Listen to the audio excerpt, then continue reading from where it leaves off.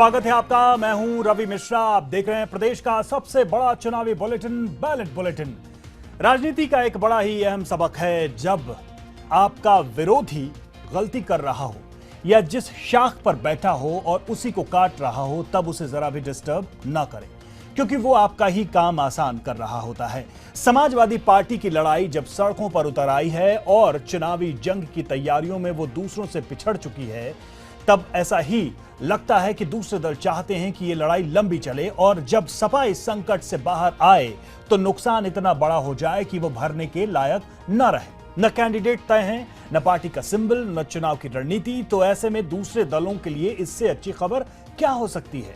एक मासूम सा सवाल उन तमाम कार्यकर्ताओं, सपा के वोटरों, यूपी की जनता की ओर से कि क्या ये सब समाजवादी पार्टी के दिग्गज और महादिग्गज नेताओं को नहीं दिख रहा, या फिर जानबूझकर इसकी अनदेखी की जा रही है? और क्यों? क्या हासिल करने के लिए? मुलायम ने एक बार फिर से इमोशनल दांव खेला है। अखिलेश को तो मंजूर किया है, पर रामगोपाल नामंजूर। तो दूसरी तरफ अखिलेश शिवपाल और अमर को लेकर टस से मस नहीं हो रहे। आग न बुझ रही है, न पूरी तरह से लग रही है, लेकिन इस सबके बीच एक चीज जो दोनों गुट गंवा रहे हैं, वो इतनी कीमती है जिसकी भरपाई वो नहीं कर पाएंगे। वो है गुजरता वक्त। ठीक चुनाव के पहले जब सभी मैदान में हैं, सपा मैदान में उतरने की तैयारी भी नहीं कर पाई है ठीक से। तो क्या समाजवादी पार्टी ने देर कर दी है? आज इसी पर करेंगे बहस, लेकिन सबसे पहले देखते हैं बैलेट टॉप 10।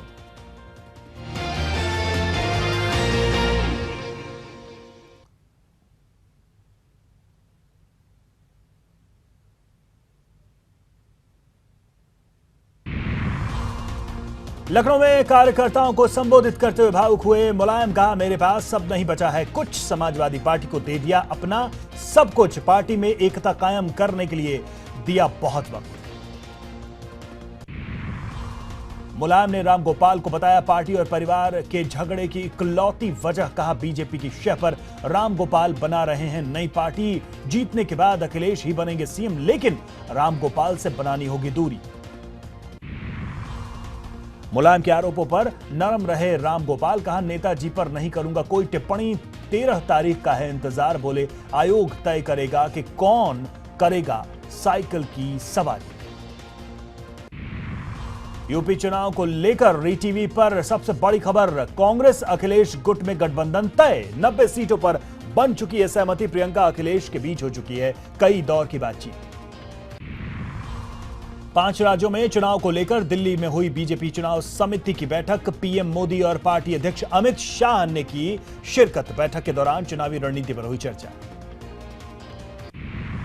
लखनऊ में भी बीजेपी की चुनाव समिति ने किया रणनीति पर मंथन। उम्मीदवारों के नाम को लेकर भी बनी सहमति। बीजेपी प्रभारी ओम माथुर का बयान। कहा, जल्द जारी होगी प्रत्याशियों की सूची। साक्षी महाराज ने विवादित बयान पर दी चुनाव आयोग को सफाई। कहा, आचार संहिता का नहीं किया उल्लंघन। बोले, सार्वजनिक नहीं संतों के सम्मेलन में दिया बयान, बयान पर नहीं मांगूंगा माफी। फतेहपुर में चेकिंग के दौरान मिली 4000 साड़ियां। कैबिनेट मंत्री गायत्री प्रजापति के नाम पर साड़ियों का बिल। कानपुर से अमेठी जा रहा था ट्रक। प्रशांत किशोर की टीम ने दिया उत्तराखंड के कांग्रेसियों को जीत का गुरुमंत्र। हरिद्वार में विशेष ट्रेनिंग कैंप का आयोजन। CM Harish Rawat, PCC chief समेत मौजूद रहे कई दिग्गज नेता। हरिद्वार में सामने आया ईटीवी की खबर का बड़ा असर। जनसभा में गलत भाषा का इस्तेमाल करने वाले बीजेपी विधायक को चुनाव आयोग ने थमाया नोटिस। आयोग के अधिकारी का बयान सही जवाब नहीं दिया तो होगी कड़ी कार्रवाई।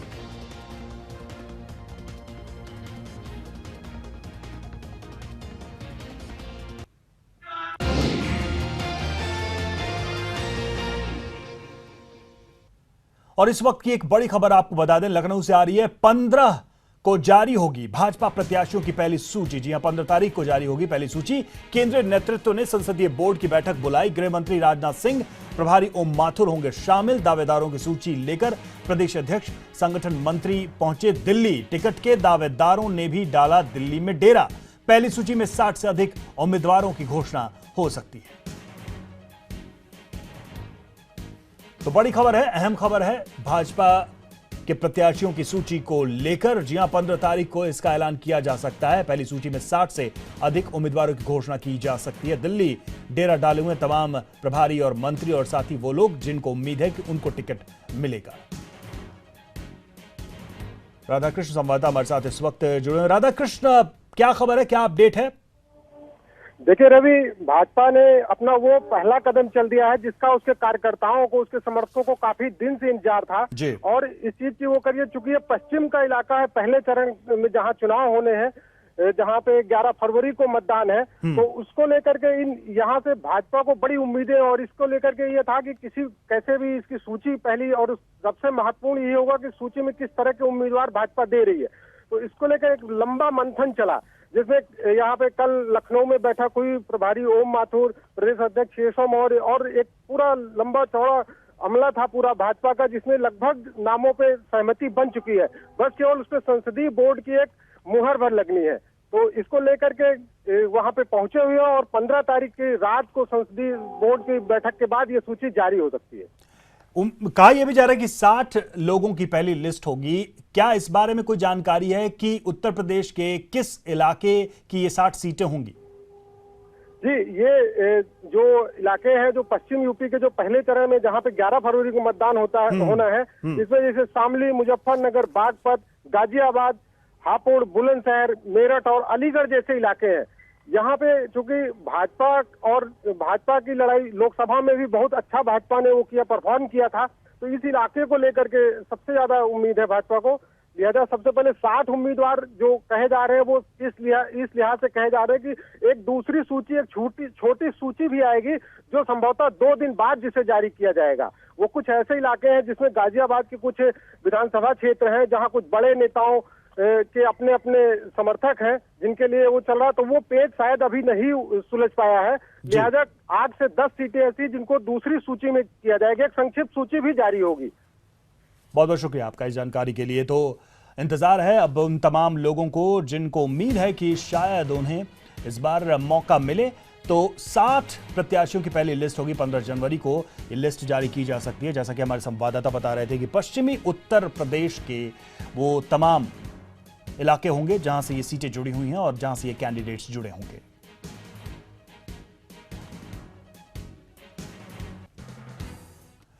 और चलिए अब देखते हैं आज के प्रमुख राजनीतिक बयान, बैलेट बाइट।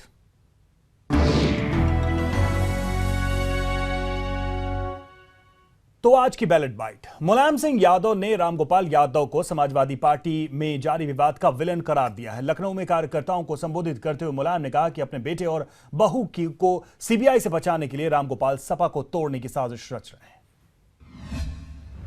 न तो समाजवादी पार्टी नाम बदलेगी और न हम चिन्ह बदलेंगे अपनी तरफ से। आज आपका है पार्टी का नाम, अखिल भारतीय समाजवाद पार्टी नाम, और वो मोटरसाइकिल ये कितने लिख के दिया? रामगोपाल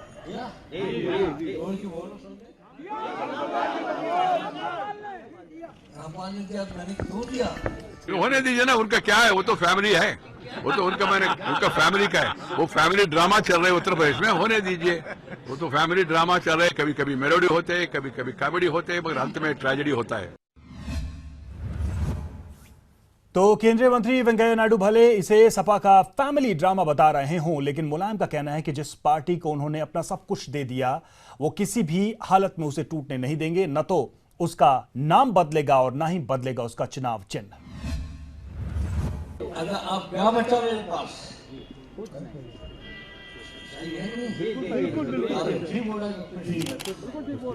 जो मेरे पास था वो पूरा का पूरा दे दिया। मेरे पास क्या है? मेरे पास आप लोग हैं। ये कले अपनी नाकामियों को छिपाने के लिए कले थी। कुल मिलाकर के वो जो उन्होंने भ्रष्टाचार किया है, उन्होंने जो कुशासन किया है, उससे जनता का ध्यान हटे, उसके लिए कलह का नाटक किया जा रहा है। और जनता ने बहुत अच्छी तरह से समझ लिया उत्तर प्रदेश की सरकार को। वो चाहती है कि यहाँ परिवर्तन हो और इनको एक बार सत्ता से उठा करके अलग करें और भारतीय जनता पार्टी का राज स्थापित करें।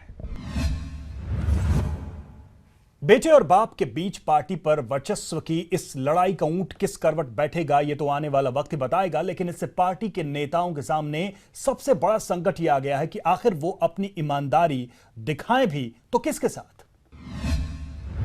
शायद ये बात समझने की जरूरत है कि जिसने इस पार्टी को संघर्ष के रास्ते से 50 साल का नेताजी का राजनीतिक जीवन है, उन्होंने इस पार्टी को बनाया है।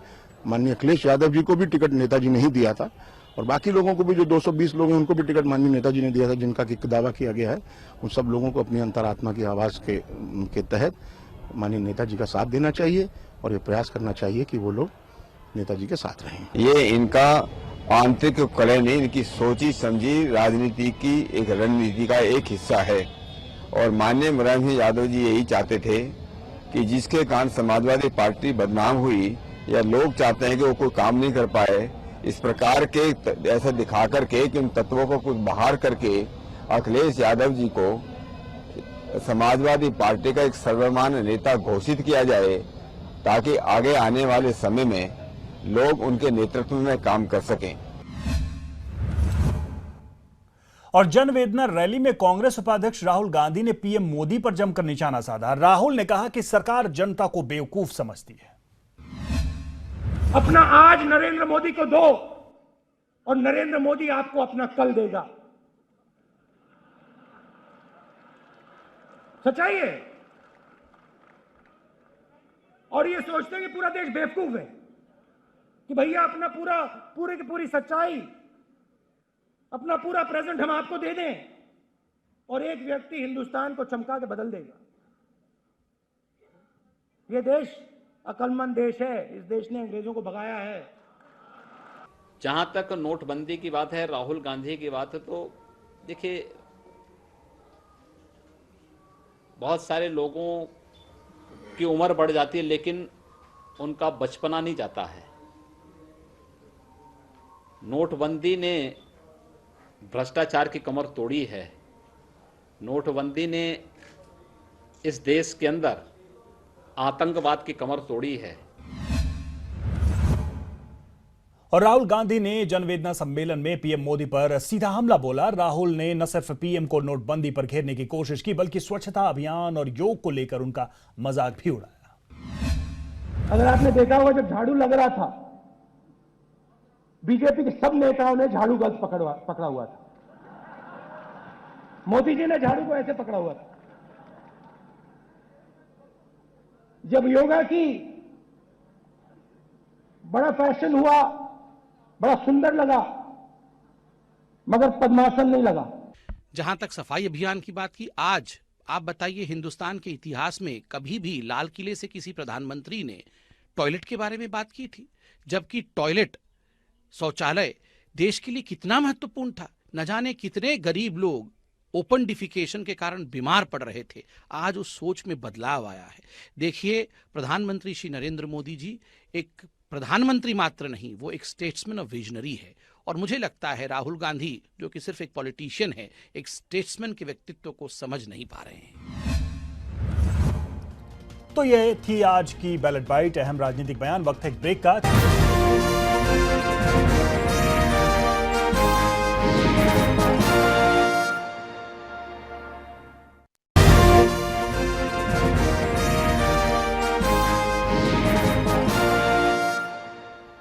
ब्रेक के बाद एक बार फिर से स्वागत है आपका। आप देख रहे हैं बैलेट बुलेटिन और आज की पॉलिटिकल स्टोरी। जी हां, ये देखते हैं बैलेट स्टोरी।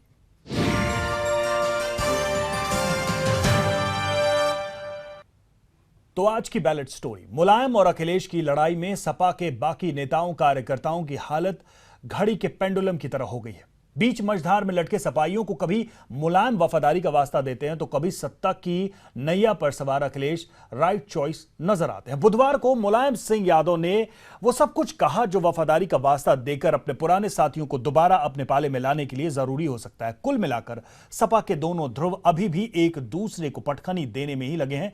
बड़ी बात नहीं है कि मुलायम एक हद तक स्थिति को काबू करने में कामयाब भी हो जाएं, तो सवाल है कि आपसी रार में ही दोनों मशगूल रहे तो मलाई तो कोई और ही खाएगा ना।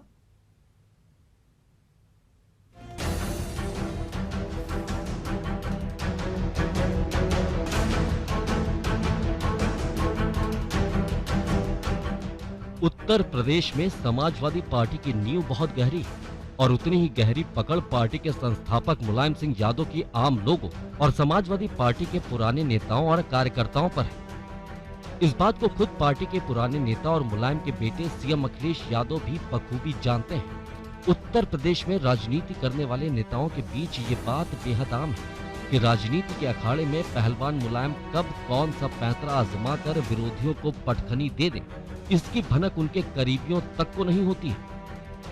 और ये बात मुलायम सिंह यादव ने कई बार साबित भी की है।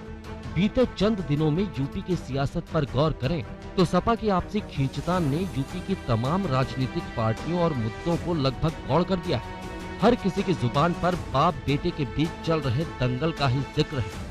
सच कहें तो कल तक बाजी एक तरफे तौर पर अखिलेश के हाथ में नजर आती थी, लेकिन बीते चंद रोज से मुलायम की नरमी और उनके बदलते दांव पेच देखकर विरोधी भी हैरान है।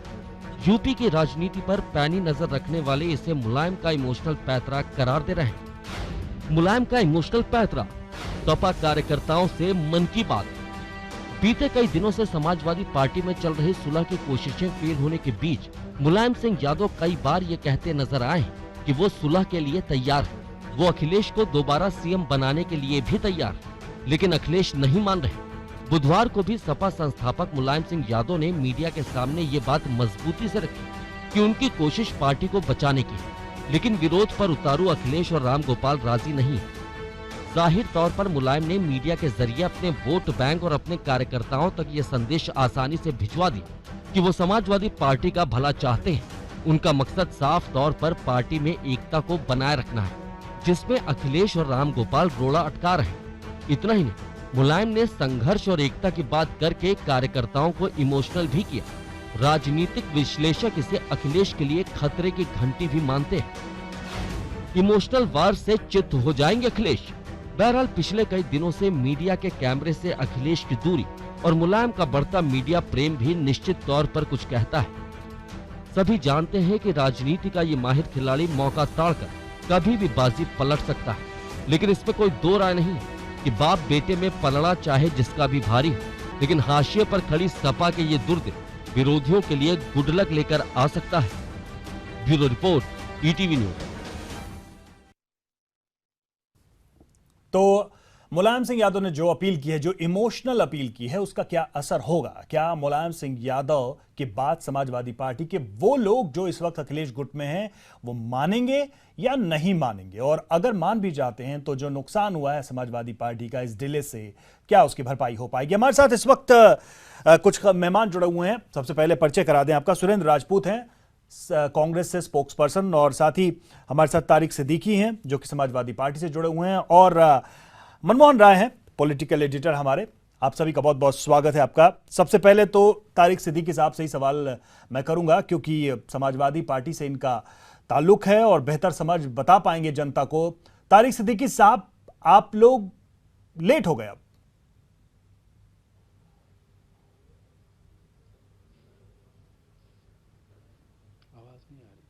तारिक सिद्दीकी, क्या आपको आवाज मिल रही है?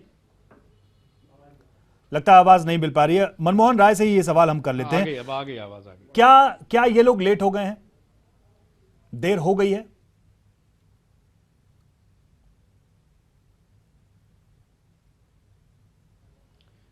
परिप्रेक्ष्य में देखें तो वो साफ तौर पे एक बैकफुट पे नजर आ रहे थे, और उनकी एक आज जो उन्होंने अपने कार्यकर्ताओं के बीच में बोला वो ये था कि अब आप चुनाव के क्षेत्र में जाइए, हमको चुनाव लड़ना है, हमको चुनाव जीत के आना है, पार्टी में कोई विभाजन नहीं, पार्टी में कोई गुटबाजी नहीं है। ये वो तब बोल रहे हैं जब वो एक दिन पहले खुद इलेक्शन कमीशन जाके चुनाव चिन्ह को लेके, विवाद को लेके अपना दावा ठोक चुके हैं। ये वो तब कह रहे हैं जब वो रामगोपाल यादव के लिए राज्यसभा में चिट्ठी लिख चुके हैं कि ये हमारे पार्टी के सदस्य नहीं है।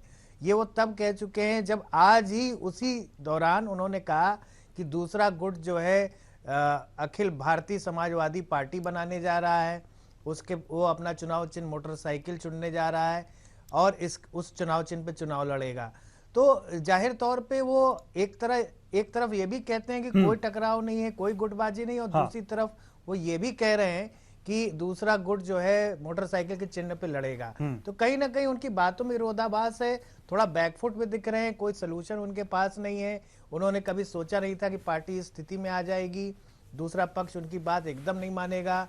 उनका इतना लंबा पॉलिटिकल करियर रहा, उनका एक एक वाक्य एक इंस्ट्रक्शन नहीं, लेकिन अगर ये कंफ्यूजन जारी रहता है पार्टी में किसी की हैसियत नहीं होती थी। अगर इस विरोधाभास का अंत नहीं होता है तो तमाम विरोधियों के लिए, समाजवादी पार्टी को, उनके लिए सीधे फायदा है। तारिक सिद्दीकी हमारे साथ जुड़े हुए हैं। तारिक सिद्दीकी साहब, आवाज आपको आ रही होगी, उम्मीद है।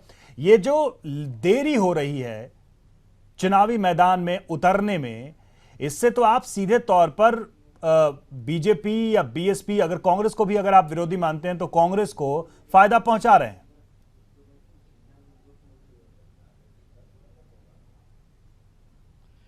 नहीं, ऐसा नहीं। देखिए, हमारा एक हुकूमत का 5 साल का कार्ड जनता के सामने है।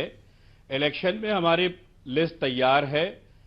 कहां है वो 13 लिस्ट? तारीख का हम लोग इंतजार कर रहे हैं। कहां है वो 13 लिस्ट? तारीख को चुनाव आयोग का फैसला आ जाएगा और 14 तारीख से हम चुनावी मैदान में एक्टिव हो जाएंगे। और जहां तक आप भाजपा की बात कर रहे हैं, उनकी तो अभी पहली लिस्ट की बात 15 तारीख को कर रहे हैं। वो 15 तारीख के बाद उनकी लिस्ट आएगी। कांग्रेस की भी लिस्ट अभी मेरे ख्याल में 13-14 के बाद ही आने वाली है। सुरेंद्र राजपूत, क्या तैयार लग रही है समाजवादी पार्टी? लोग तो ऑलरेडी फील्ड में काम कर रहे हैं। सुरेंद्र राजपूत, क्या समाजवादी पार्टी आप लोगों को लग रहा है कि तैयार है? चुनाव के पहले जो पार्टियों की एक पोजीशन होती है, जो प्रिपरेशन का जो एक जेस्चर होता है, क्या वो दिख रहा है समाजवादी पार्टी में? ये तो रोज नया बयान, रोज नई लड़ाई, तय ही नहीं हो पा रहा है कि राष्ट्रीय अध्यक्ष कौन है, सिंबल क्या होगा, ये नहीं तय हो पा रहा है। कैंडिडेट्स को लेकर अभी भी लड़ाई चल रही है। क्या ये तरीका है किसी पार्टी का चुनाव में जाने से पहले, तब जबकि बिल्कुल सिर पे है चुनाव?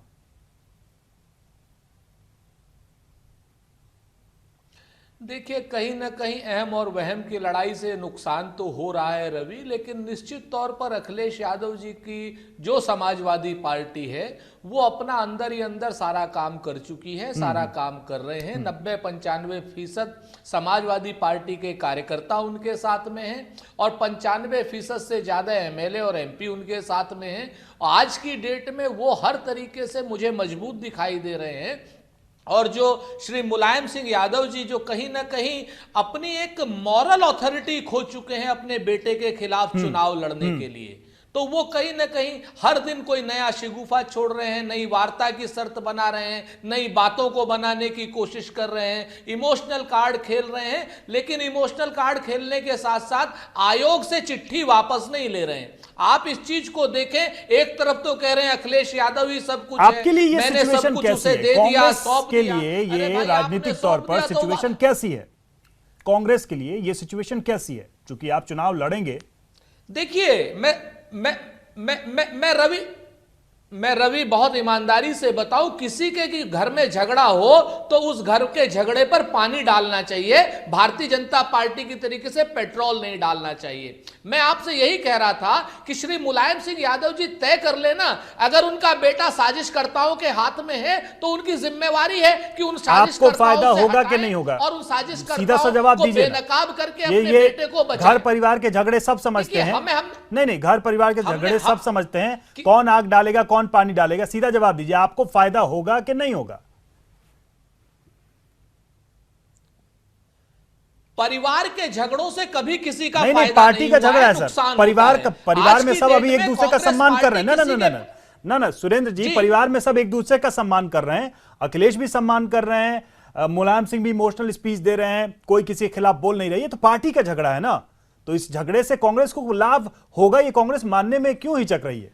मैं आपसे चलिए मैं आपको फिर से बता दूं, कांग्रेस किसी के झगड़े से लाभ नहीं लेती है, ना कभी लिया है, ना ही अब भी लेगी। हम तो आज भी यही चाहते हैं। मनमोहन, क्या अग्री कर ले? मान लें कि कांग्रेस ऐसी पार्टी है जो किसी के झगड़े का कोई लाभ नहीं लेगी, वो आपस में समाजवादी पार्टी के इस इश्यू से कोई बार्गेनिंग नहीं कर रही है कांग्रेस। झगड़े का लाभ ले रही है, मेरी बात पूरी हो जाने दे।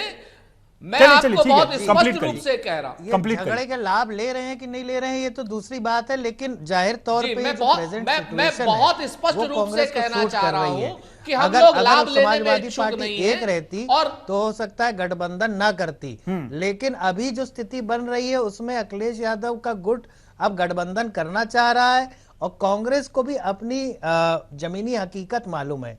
कांग्रेस जान रही है कि शायद उसका जो कैंपेन चला था, बीच में किसान यात्राएं चली, राहुल गांधी जी निकले, प्रशांत किशोर जी आए, तो कैंपेन बीच में एक बस पार्टी के लिए क्रिएट हुआ, लेकिन अब वो ठीक है। सुरेंद्र राजपूत, तो जाहिर तौर करिए अपनी बात कंप्लीट करिए। सिचुएशन है कि वो अखिलेश यादव से करें अलायंस।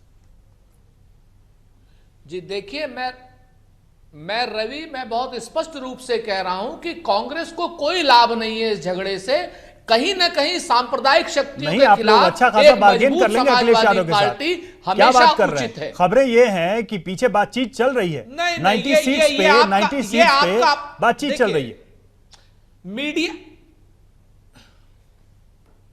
मीडिया के निर्मम विश्लेषण का हम हमेशा स्वागत करते हैं और मीडिया का निर्मम विश्लेषण हमें धनात्मक ऊर्जा देता है, तथ्यों पर पॉजिटिव विश्लेषण होता है। एनर्जी देता है। निर्मम मत कहिए आप, ये जो कुछ भी राजनीतिक सिनेरियो है उसी पे होता है। तारिक सिद्दीकी साहब, आप लोग इस झगड़े को बढ़ाकर, इस कंट्रोवर्सी को या कंफ्यूजन को बढ़ाकर अपनी ही बार्गेनिंग पोजीशन कमजोर कर रहे हैं। आप लोग को ऐसा नहीं लगता अगर कांग्रेस के साथ भी बातचीत होगी तो आपको एक सहयोगी की जरूरत महसूस होगी, फिर आप उसमें कुछ सीटें शेयर करेंगे, या फिर जब दूसरे से चुनाव लड़ने जाएंगे तो वहां भी आपको इस बात का सामना करना पड़ेगा कि एक टुकड़ा दूसरा है जो आपके खिलाफ है।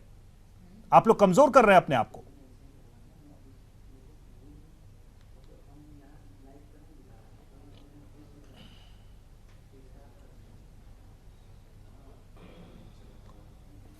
तारिक सिद्दीकी, सुन पा रहे हैं आप मुझे?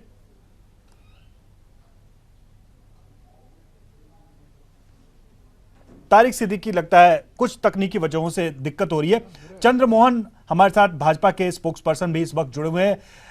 चंद्रमोहन जी, क्या बीजेपी इस पूरे मसले का फायदा उठाने जा रही है? समाज, जैसा कि अभी कांग्रेस के प्रवक्ता ने कहा कि आप लोग आग लगाने का काम करते हैं किसी के घर परिवार के झगड़े में, तो इस आग लगने से सबसे ज्यादा बेनिफिट आप ही को लोगों को हो रहा है और आपकी तरफ उंगलियां भी उठाई जा रही है।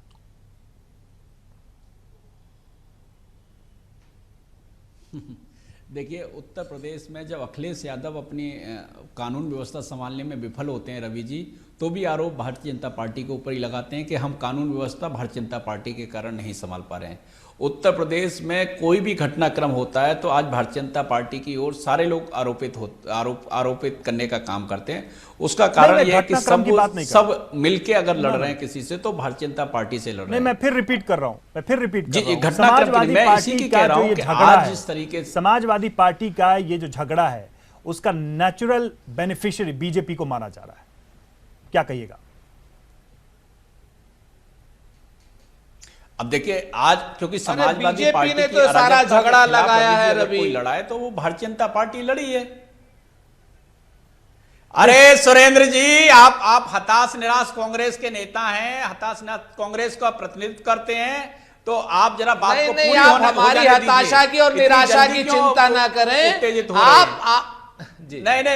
नहीं, आप ऐसा ही आप ऐसा ही कर रहे हैं। आप बात नहीं, आप बहस को, क्योंकि आपके पास कुछ बोलने को नहीं है तो बहस को ड्रेल करना चाहते हैं आप। आज अगर एक और आप बताओ, ऐसा नहीं है डॉक्टर साहब, आप विद्वान प्रवक्ता हैं, हम आपकी बड़ी इज्जत करते हैं। आज की डेट में अमर सिंह को जेड कैटेगरी आप देते हैं, मुलायम सिंह जी कहते हैं कि फलाना आदमी बीजेपी का एजेंट है, हर जगह पे बीजेपी सेंटर में हमारे, अमर सिंह भी हमारे, मतलब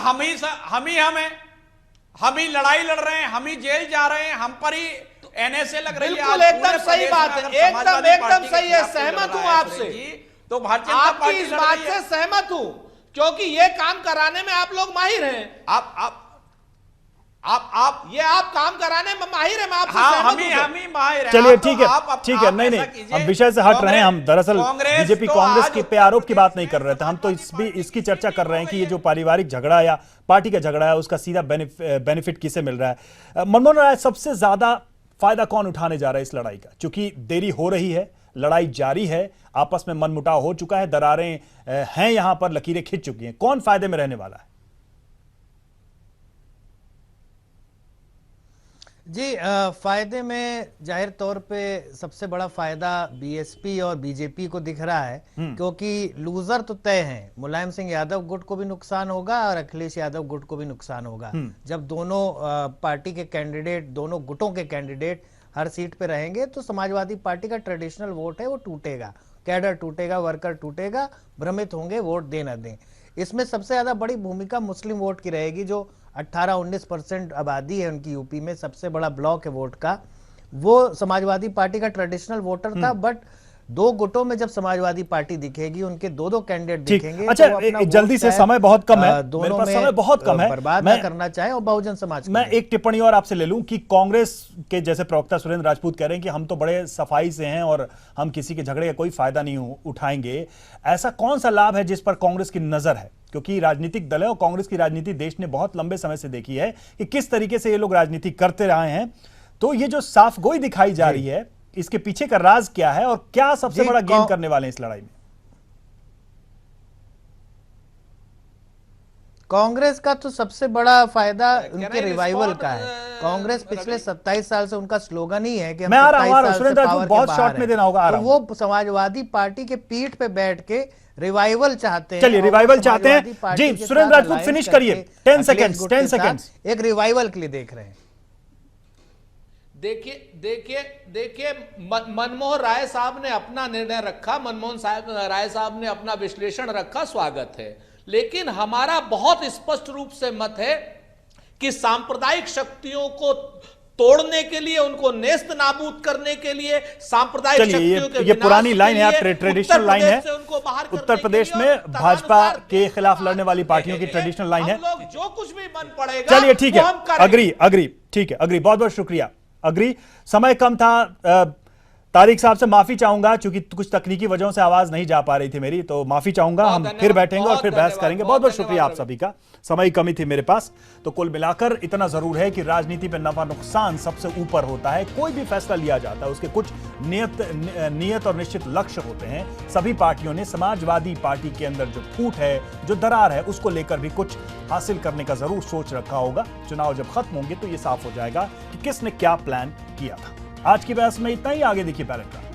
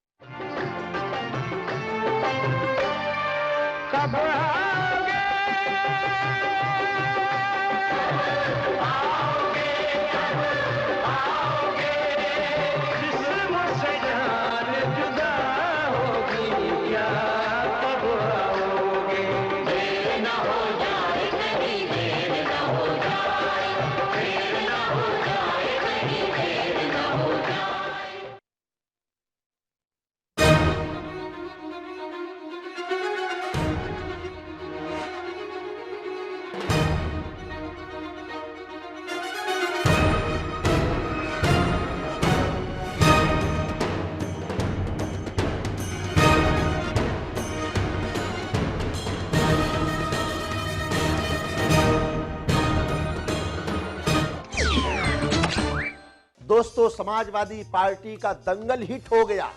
सर्दी का मौसम अचानक कहीं खो गया।